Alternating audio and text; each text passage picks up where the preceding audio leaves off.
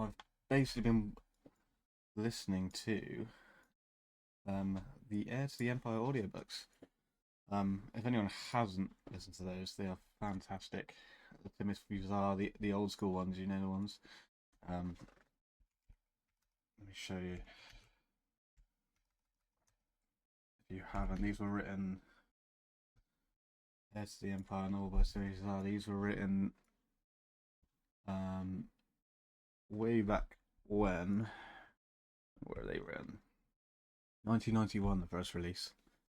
So obviously all legend now, but very, very basically talk about the return of Thrawn and all that. Essentially, to a degree, what Ahsoka, the show, has been doing, but it's slightly different. I'll talk about some of the differences. Um, the and how they would, because there's lots of talks about it becoming a film, like the follow up to Ahsoka, or even if it's a season two, it's going to basically lead into the timeline of Heir to the Empire if they're doing it. And the books the books will be very slow. They're only let me turn that music down. They're only a sort of um they're only a little story each, I'd say. Um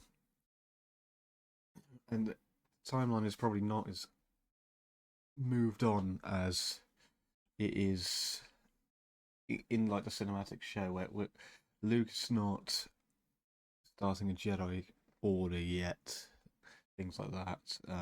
Obviously, there's no mention of Grogu, obviously in the Mandalorian and all that because it didn't exist. So I guess it's gonna be they're gonna have to do some things to change it around. Um, what have I got on it? So yeah, obviously I haven't finished the third book. The third book hints towards I don't know what's happening with Mara Jade yet, so keep that in mind because maybe that will more whether she becomes Luke's apprentice. I don't know because it's kind of hinted that way, but I haven't finished it yet. So, um, but in the books, Thrawn, there's more. It's more rumors of a Grand Admiral come back from the come back in the Outer Rim, who's organised the Imperial fleet. They don't know Thrawn. Even when his name is mentioned, they don't know him. Um, so which is different, obviously, because with rebels and things, he's very well known. And in Ahsoka, they're actively sort of looking to prevent his return, which is different. Obviously, I mean, a small difference. I don't think that's a big deal, but it did sort of in the books. There was an element of surprise there. They didn't realize who the Grand Admiral was. They didn't know his strategies. They didn't know how good he was. They weren't necessarily afraid of him, which politically gave Thrawn some advantages for a slow start on the New Republic because they weren't willing to commit resources to you know to deal with him essentially. So it's that, which would so that's going to be a different dynamic. Um, and the timing of him coming back is obviously known because they're chasing him. Although in Ahsoka, obviously the Republic are unwilling initially to do anything as well.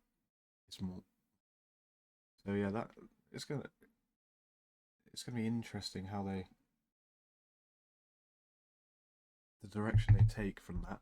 Obviously, they're still hinting heavily towards cloning coming back, which is in the books a lot.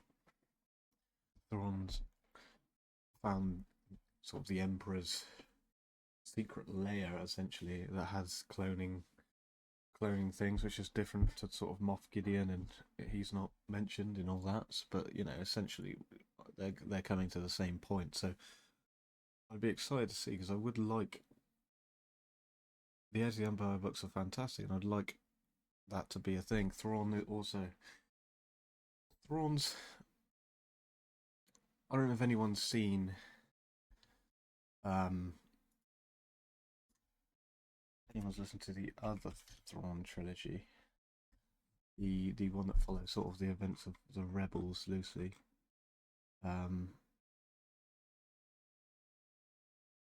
Which one is that? That is, so this book here, and it's 3.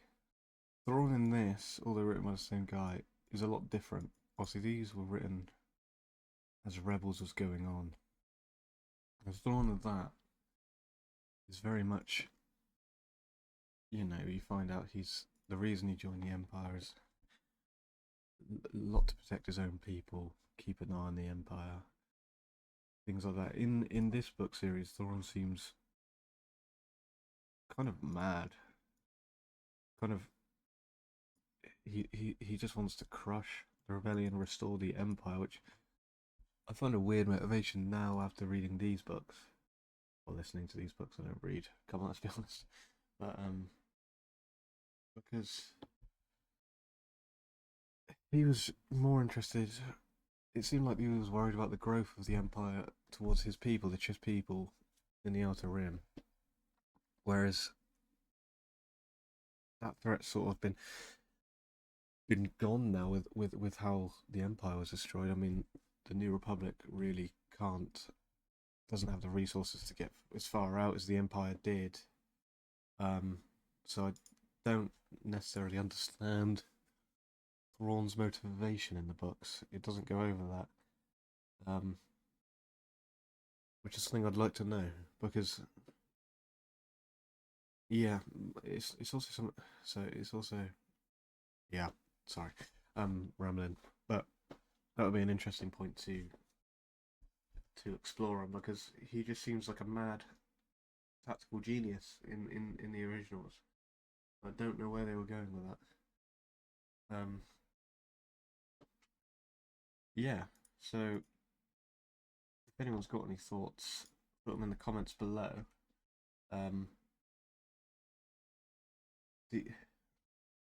I lost my train of thought now, but do you think they are going to do the Heir to the Empire? Well, I've heard about the film series, Ahsoka 2. Is that just going to be it? And how will they do it? With things like, if you've read the books, things like the Katana fleet, will that come into it? Obviously, the Heir to the Empire books heavily featured the original cast. They've got lots of Han and Chewie, lots of Luke and Leia, so don't know how they do that, where they go with that. So yeah, I did find this video. It's from a while ago. I've never watched it. I just watched the first 5 minutes. But I thought we'd watch it, see what the take is on it. It's how Ahsoka is setting up the next Star Wars trilogy. I was just gonna go watch this and react to it, see their thoughts basically. So I've got so you can hear it. You mute desktop audio. So now, as just a dream has become a frightening reality for those who may oppose us. holy shit. Hey, welcome back to Screen Crush. I'm Ryan Heir. So the Ahsoka finale is approaching, and I want to talk about how it's all going to end and how it's going to set up Dave Filoni's new Star Wars movie, and why Ben Solo, Jason Syndulla, and Din Grogu are going to be at the center of it all. And I just want to remind you guys about our brand new merch store, Screen Crush merch. I didn't also mention that I didn't think about how Ben Solo might add into it, mainly because I'd rather the sequels were gone from my mind completely, but I didn't mind Ben Solo as a character. I hated that obviously Luke just tried to murder him, so yeah, he'd be a kid though, so I wonder how he'd feature. Staff designed the shirts ourselves. We've got a lot of really fun Ahsoka related products like the Master and Apprentice Family Tree poster and tapestry, the Say No to Death sticks, Go Home and Rethink Your Life, the High Ground, Hello There, Original Trilogy, Prequel Apologist, Thank You Jord, and many more. Shopping our merch store is the best way you can directly support our channel. And guys, once again, just thank you for watching. This is not my channel, it is our channel. So as we discussed in yesterday's video, I think the bulk of the season finale is going to focus on what's going on with Balin's skull. There's a mysterious force calling to Balin on Peridian. Yeah, so obviously they've made this video before the season finale, but Something calls to me. a power that is likely tied to the ancient Force users called the Zepho and the mysterious realm called the World Between Worlds. That's actually a great video, you should really check it out. But then there's the question of Thrawn, the weird caskets he's loading up into his ship, and our journey to what will likely be a theatrical adaptation of Heir to the Empire. Thrawn's return as heir to the Empire. Wait, what's Heir to the Empire? All right, so back in the early 1990s, a few years after Return of the Jedi came out, there was a lot of great novels that followed the further adventures of Luke, Han, and Leia, and others after they defeated the Galactic Empire. And the first and best of these post-Jedi stories was the Heir to the Empire trilogy by the great Timothy Zahn. This is where we were introduced to a surviving Grand Admiral of the Galactic Empire called Grand Admiral Thrawn. Thrawn takes control of the remaining remnants of the Empire and was determined to retake the galaxy. In the book, Luke is now a Jedi Knight and working to rebuild the Jedi Order. Sound familiar? Leia and Han are married, expecting twins, and they are very involved in the New Republic. So, when Thrawn arrives, naturally, we see Luke, Han, and Leia jump back into action and take on this new threat. Now, it is likely that Ashoka, Heir, Ezra, and Sabine will be taking that center stage in this theatrical showdown with Thrawn, which makes sense canonically because they fought and defeated Thrawn during the show Rebels, which takes place before A New Hope. But it's... I agree, but if Thrawn's coming back, which he obviously is, we see that at the end of Ahsoka, it's a bit more of a risk than, the whole Republic is going to be on board, I'd imagine, including Luke. So I don't know how they're going to deal with that. I think that Luke, Han, and Leia wouldn't be playing a major role in this fight against Thrawn and a resurrected Empire. In our review video, we discussed that Disney really needs to recast the big three, Luke, Han, and Leia, because they're at the heart of Star Wars, and it just doesn't make sense that they wouldn't be involved in this live-action version of Heir to the Empire. I agree. And we've got another video coming out very soon about why Luke should be recast and should be center in the saga. But you know what? We may have actually gotten a hint that Han, Luke, and Leia will be returning in the Heir to the Empire movie. Nira592 on Twitter pointed out that in this scene from Ahsoka, we can see some names displayed on Balin's wristband. Luke, Leia, Han, Chewie, R2-D2, C-3PO, and Ben. It'd quite easy to be just an Easter egg, to be honest. This could be a wink and a nod to fans that these original trilogy heroes will be returning soon to join the fight against Thrawn. And the most interesting name on here has to be Ben. Yeah, what's that about? Is it like Ben Kenobi? Actually, buddy, I think it's in reference to Ben Solo, aka Kylo Ren. During this time, Ben would have been around like 4 to 6 years old at the time of the Ahsoka series. And we know from the Boba Fett series that Luke has just finished building his Jedi training temple. So I think that in this Heir to the Empire movie, we could see... Also, how weird is it that, we got really big lore dumps on Luke and the Jedi Temple in those episodes of Boba. I still can't get over that. That's so strange. The very early days of Ben Solo and him showing an interest in training with his uncle Luke. We could also see the son of Hera and Kanan, Jason Syndulla, begin his training with Luke. Now, the Ahsoka series has shown that Jason has an interest in learning the ways of the Jedi, like his father before him. You have a training room in your starship? Will you train me? No. And we've also seen that he already has a strong connection to the Force when he was able to sense Ahsoka in the World Between Worlds. I heard you fighting. Now, speaking of the World Between Worlds, I want to jump back over to Ahsoka, Ezra, and Sabine for a second. We have talked about how I think that the season finale of Ahsoka will focus on Balin and the destruction of the World Between Worlds. I think that Thrawn, the Night Sisters, and their undead army, which we talked about that undead army in this video right here, by the way, I think that they're going to make their way back to the main galaxy via the Eye of Sion, and that our heroes will be left stranded on Peridia. But I think the World Between Worlds will be their ticket back to the main galaxy to take on Thrawn. Now, we have seen Ahsoka and Ezra both have interactions with the World Between Worlds before, and they've also discussed the dangers of using this power to tamper with the space-time continuum. I think we'll see them pass this same knowledge on to Balin. Some really cool scenes from Rebels from the World Between Worlds. When he tries that, we'll They're see not the quite right destruction with of what the World happened, Between but... Worlds. But just before it collapses, we can see Ahsoka and the gang jump through a portal. I hope the World Between Worlds doesn't become one of those random convenient plot things one time that they maybe hint at a few times but don't actually flesh out, I also have a theory that this is going to free Palpatine's spirit, which I discussed.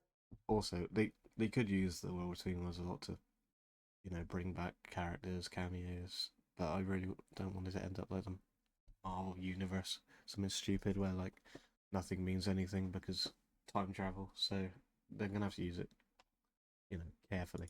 in this video, you should really check it out. Portals in the World Between Worlds can not only send you to different places throughout the universe, but also different times as well. I think we'll see Ashoka and the others land back in the main galaxy, perhaps on Lothal, Ezra's home planet, and the portal he first went through to get to the World Between Worlds. But when they arrive, they will learn that they have been missing for years, and that Thrawn has begun his new war to retake the galaxy and reform the Empire. Now, we have speculated about Thrawn's alliance with the Night Sisters and what he's getting out of that. One of my favorite theories is that they're going to resurrect people from the dead, because we have seen the Night Sisters resurrect people in the Clone Wars and in Rebels. They could be resurrecting dead Night Sisters that were killed during the Clone Wars, or Thrawn could resurrect Imperial personnel and stormtroopers, and he will have rebuilt a significant portion of the Imperial Navy. This would also be similar to the Heir to the Empire novels, where Thrawn restaffed the Empire from clones that were created at Mount Tantus. Yep. So, along with the Imperial warlords that we saw in Mandalorian Said Season that, I 3, agree. this resurrected Empire will have succeeded in taking control of many systems in the Outer Rim, and they are now getting closer and closer to their planned attack on core worlds like Coruscant. That's the home world of the New Republic government.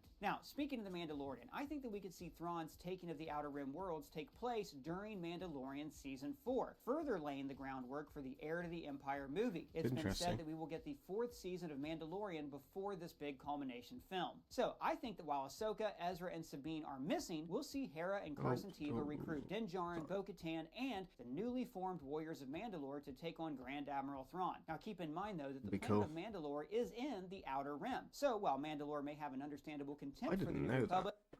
I didn't know that. I know Mandalore's. Wow. That's a cool map. I've never seen this. I didn't realise it was right out there like that. And Corellia is properly in the core. Kashyyyk, Inner Rim.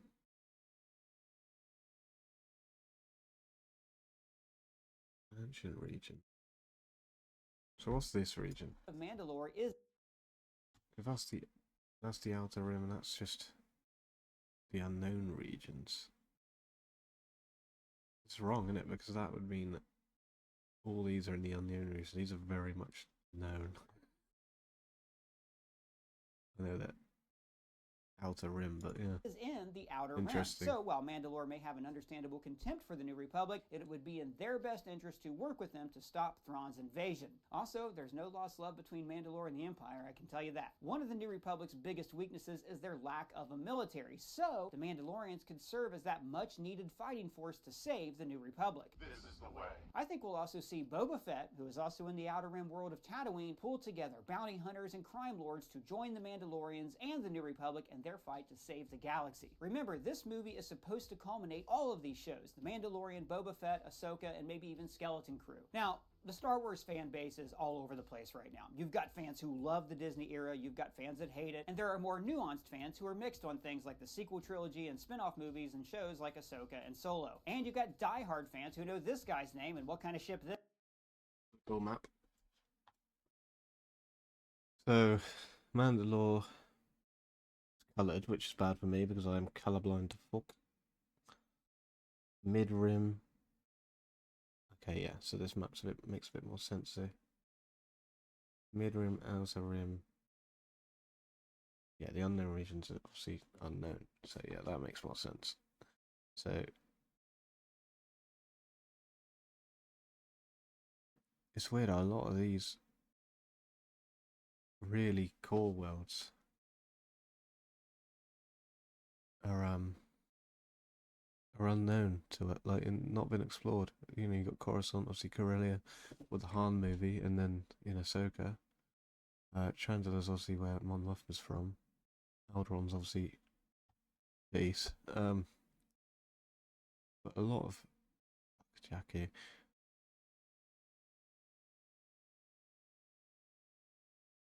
But yeah. Where's Tatooine? We go to Tatooine literally constantly. I'm really curious where Tatooine is. There's Tatooine, right in the Outer Rim over there. Ryloth. That's a big one from that road, yeah. That's cool. Geonosis is right there. Gareth is there, Jesus. A lot happening in this area, and Naboo. Cool map. I really haven't looked at a map of Starkiller Base. Fuck off. really haven't looked at a map of the galaxy before. Low fall. Fucking hell, that's that far out, isn't it? When they popped, where did they go in Ahsoka? Didn't you like? She went to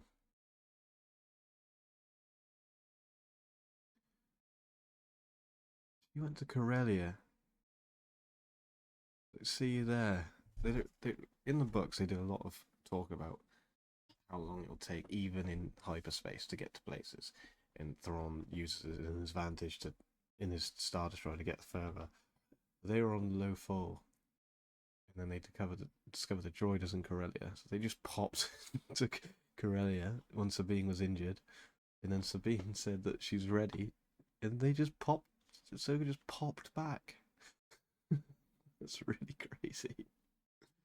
That's really crazy. They didn't think about that in the series. Anyway. This is. But you've also got more casual Star Wars fans like your mom, who love Star Wars but maybe haven't seen Rebels or Clone Wars. What And the they fuck? don't know exactly when like the Andor series takes place. What's your point? Well, what do all these fans have in common? What new character can bring these hardcore fans, casual fans, Disney era skeptics, and Disney era defenders together? Boba Fett? No, dude, Grogu, or to the layperson, Baby Yoda. Everybody knows Grogu. Everybody loves Grogu. He is, without a doubt, the most popular and beloved character to be created in this new era of Star Wars. He is also the center point to all these stories. He's trained For The Mandalorian, just say. But I like Grogu too. under Ahsoka. He's trained under Luke. He's currently a Mandalorian Mando's my apprentice. favourite. He's He's a fought beast. alongside Boba Fett. He's gone toe-to-toe with an Imperial warlord. I mean, the guy has done it all. And he connects not only all of these stories and characters, but he also connects all of the fans. And he's definitely going to have a major role to play in the Heir to the Empire movie. So, to recap, I think that The Mandalorian Season 4 will show Hera and the rebels like Carson Teva and even Luke, Han, and Leia turn to the Outer Rim syndicates and the Warriors of Mandalore to help stop Thrawn's invasion, while the New Republic will continue to ignore that threat. We have to remember that come time of the sequel trilogy, the New Republic still seems to be as incompetent as ever. So incompetent that Leia has formed a military of her own, the Resistance, to protect the New Republic from the First Order. So it's clear that whatever happens with the return of Thrawn, it will not sway the New Republic to take the return of the Empire any more seriously than it has. Another thing, I really hope they manage to do this series and squeeze it in between the sequels and to give us as least amount of references to things like the First Order as possible. You know, I think that's the only way they can do it, because they ain't gonna wreck on the sequels. I really hope they would, but they're not going to. So I hope they manage to like fit it in essentially. Because if there's too much of that sequel crap, it's going to lose us. It's going to lose me for sure. Before. I think we'll see many senators, like Senator Ziono, argue that Thrawn's taking of the Outer Rim should not concern the New Republic, and we could even see Chancellor Mothma getting painted as a warhawk for wanting to go after Thrawn. Mothma will take the side of Hera and Leia and insist that they must take military action against Thrawn. This will then result in Mothma being removed as Chancellor, just like she was removed from the Senate in Rebels. I've been called a traitor for speaking out against a corrupt galactic Senate. We'll then see her replaced with someone incompetent enough to allow the First Order to rise to power. Somebody like Senator Ziono. And while all this is going on, Ahsoka, Sabine, and Ezra will be in a time limbo because the portal they went through in the World Between Worlds sent them slightly into the future, a few years into this new war with Thrawn. A war that is definitely going to have a lot of bloodshed. What was first just a dream has become a frightening reality. Now, we have tons of characters here. Grogu, Din Djarin, Bo-Katan, Ahsoka, Sabine, Ezra, Thrawn, Hera, Jason, Boba Fett, I could go on. And these are all characters we don't hear a peep from in the sequel trilogy. So I do think this Heir to the Empire movie and all the shows that precede it will perfectly set up the sequels, the formation of the First Order, and the return of Palpatine. Somehow Palpatine returned. But I'm not entirely sure where all of these characters have gone come the time of the sequel trilogy. Dead. They're all dead. Doug! Just saying. I mean, yes, we will likely see some of these characters bite the dust during their war with Thrawn. And it is worth mentioning that all of this is taking place like 20 years before The Force Awakens. So we'll likely see some characters die. Characters such as Din Djarin. This is the way. No! No! No!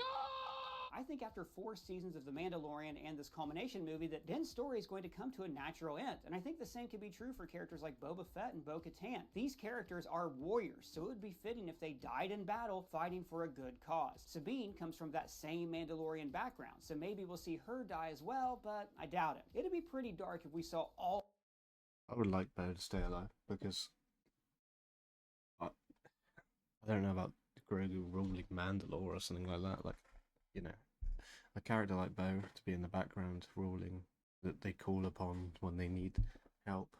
I don't want Grogu sat on the throne, you know what I mean, doing nothing, or all the these characters Mandalorian. die Like, in a single movie. And that is they why should I be think this there. Heir to the Empire movie may actually end up being a trilogy. And it may even have some spin-off films and shows along the way. Like, I want to see this storyline told over like the next 10 years. And really, we've got like 20 years to play with here before The Force Awakens takes place. So I hope that Dave Filoni is given the opportunity to give us a whole new era of Star Wars told between the original and sequel trilogies. Now, speaking of all these characters and where they'll go, we've also got Jedi characters like Jason, Ezra, Ahsoka, and Grogu. And there's got to be an explanation as to why they are not around in the sequels, because Rey appears to be the galaxy's only hope come the time of these next movies. Now, the obvious answer for Jason Syndulla is that he's killed by Ben Solo when he destroys Luke's Jedi temple. He had vanished with a handful of my students and slaughtered the rest. Or maybe he joins Kylo Ren as a Knight of Ren. Hell, that could be a whole movie right there. This thing writes itself. As for Ezra, I could see Dave Filoni being willing to give Ezra a hero's death in a final confrontation with Thrawn. Or would you like that, wouldn't you? Yeah, Ezra. But there are also two characters that I don't see Filoni killing off. Ahsoka Tano, his pride and joy, and the money-making machine, Grogu. Grogu. Shut up and take my money! We've talked before about how Grogu and Ahsoka would be great additions to the future of Star Wars, even beyond the era of the sequel trilogy, with films like the Rey trilogy as she rebuilds the Jedi Order. But for that to work, I really do think we need to explain where Grogu and Ahsoka were during the sequel movies. Again, we've got 20 years of story here that can see Grogu, Ahsoka, Sabine, and the others embark on a journey. So, here's my theory. Thrawn will ultimately be defeated come the end of the Heir to the Empire movie or trilogy, but he won't be defeated by our heroes. He will be defeated by Snoke. Oh, gee, not this guy again. We know that Palpatine has been in the shadows, pulling the strings and planning his return. But Thrawn and his vision for a new empire do not... They can't do this. They cannot do it. If they do this, they'll lose everyone. Fit alongside This is just, Palpatine's no one vision. wants I think this. that we'll get an eerie scene similar to this one from the Clone Wars. In this scene, we saw Palpatine arrive on Mandalore and take on Darth Maul and Savage Opress. Despite their efforts to take on the Jedi and the Republic, Palpatine considers them rivals because they are disrupting his grand plan. You have become a rival!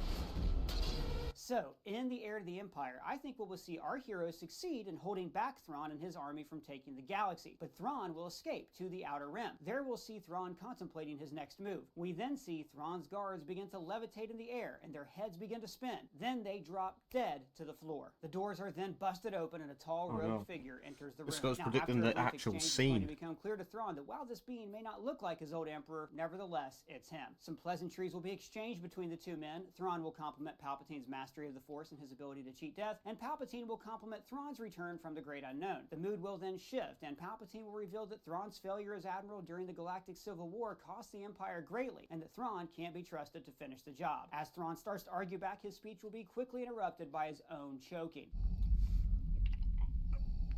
We'll see him slowly lift into the air, grasping at every breath. The tall figure will then step forward, and we'll see the... Look, shouts of Palpatine, like, during Andor Season 2, all I wanted was a little Palpatine cameo, at the very least. I just wanted to see, you know, just him in the Senate, something. And then, if he showed up in this shit, I'd be so fucking mad. I'd be so fucking mad. Disfigured face of Supreme Leader Snoke. Somehow say, "We thank you for Palpatine your has service, Grand returned. Admiral, but you are not heir Jesus to my empire." Christ. We'll then hear Thrawn's neck snap and see his body collapse on the floor, and the First Order theme will begin to play. It will be reported that the Grand Admiral is dead and the Imperial remnants have retreated. Now, despite Thrawn's brief return, the New Republic and its leadership will remain unfazed and continue their incompetent governance. Well, then get your together. Mate, this guy get it hates all the together Republic. and put it in a backpack. All your so it's together. We'll get a scene where our surviving hero... Is he really blaming, like, he's saying, you know, that if not got, no, the Republic are no better at governance. I mean, a Sith Lord infiltrated them, tricked the Jedi. It's the Jedi's incompetence, but, like, do we really blame the Republic for the Order 66? Like, that's a government that was, like, around for 1,000 years, had control of all these worlds with no standing army, to then just, you know, This guy, I don't know about that. I don't know. I don't know. Obviously, the Republic had flaws, but isn't over. We it's can even crazy. see Hera and Leia discuss their sons' turns to the dark side. We'll then get a line that reveals that they all know the time will come when the rebels will be needed again. But for the meantime, they'll accept this temporary victory. Or, you know, Ahsoka has introduced us to the concept of other Star Wars galaxies. So perhaps we'll see her take this time to venture back to Peridia and dive deeper into that other galaxy. And Grogu could go with her, or he and Sabine will stay behind on Mandalore where they rebuild following the war with Thrawn. And then maybe we could even get a show or a movie showing their side of the story during the events of the sequels. And that could take us into a post-sequels era where we don't have to worry about setting up things for a trilogy that already happened. And they can have some free reign on new stories to come.